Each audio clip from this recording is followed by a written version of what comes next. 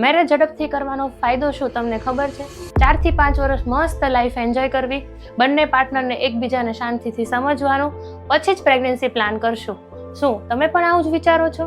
આજકાલ તો આ ટ્રેન્ડ બની ગયો છે. શું તમે જાણો છો કે તમે આ એન્જોયમેન્ટના નામ પર જાણતા કે અજાણતા તમારા જ પગ પર કુહાડી મારી રહ્યા છો?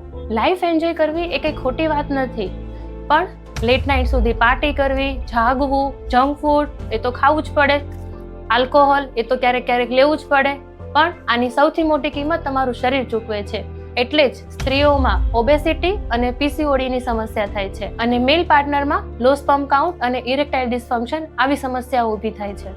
આ અનહેલ્ધી લાઇફસ્ટાઇલના કારણે તમારા મન પર પણ અસર થાય છે, જેવી કે sleep problems, loss of libido, depression કે એન્ઝાયટી લાવે છે. પરિણામે જ્યારે તમે 5 વર્ષ પછી પ્રેગ્નન્સી પ્લાન કરવાના હો ત્યારે બાળક રહેતું નથી અને તમારા ઉપર પ્રેશર વધી જાય છે.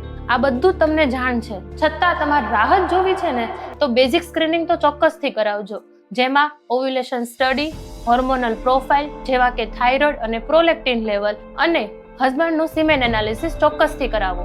લાઈફ એન્જોય કરો, એમાં કોઈ પ્રોબ્લેમ નથી, પણ તમારું ફ્યુચર જરૂરથી સિક્યોર કરો.